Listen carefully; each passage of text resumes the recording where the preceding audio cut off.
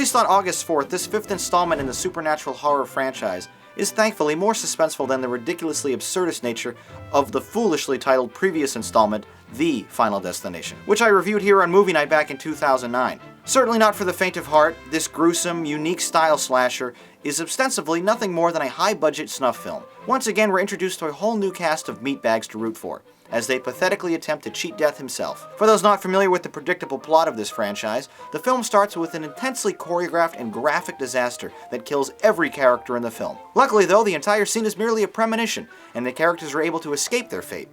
At least for now, as one by one, terrible, Rube Goldberg-style freak accidents kill each one of them in the days following that main disaster. Final Destination 5's opening set piece is a large and spectacularly executed collapse of Vancouver's Lionsgate Bridge.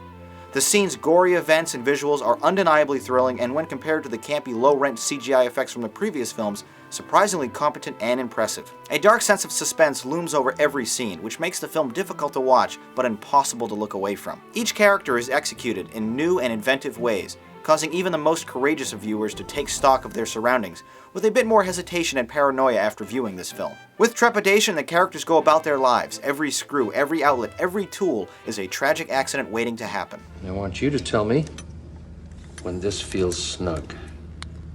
I can't move my head. Perfect. Do you know what? My assistant's giving me an incomplete file. I'll be right back.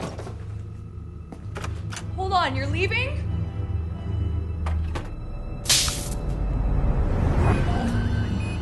Is that supposed to be happening?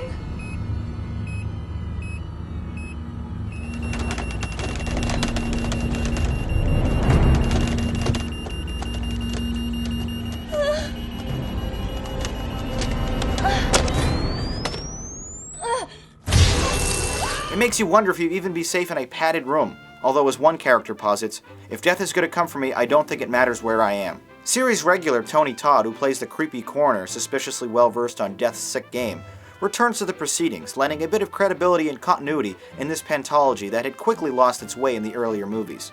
Spicing things up a bit for veterans of the series, FD5 introduces a fascinating new concept of kill or be killed, wherein the characters are able to cheat death, but only by taking the life from another.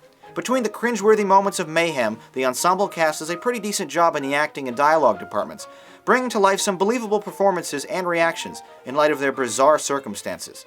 An amazingly clever twist ending is best experienced unspoiled, and truly can't be understated once seen. Fans of the franchise will enjoy an immensely cool montage that punctuates the film, featuring all the deaths in the 4 previous movies, scored aptly to AC/DC's If You Want Blood, You Got It.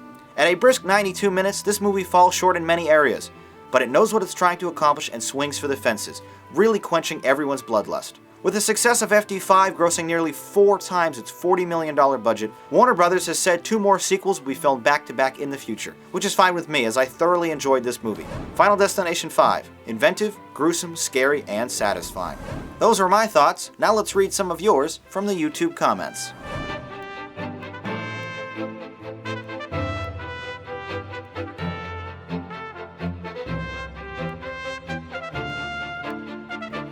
Here's a Rate-O-Matic to rank Final Destination 5. A double 6. Emotionally speaking, this film is actually rather awful. The characters are disposable and meaningless. But technically, it is perhaps the best Final Destination film to date. I thought it was good. You agreed, praising a return to form for the struggling series and an awesome twist in the final scenes. You rated it good as well.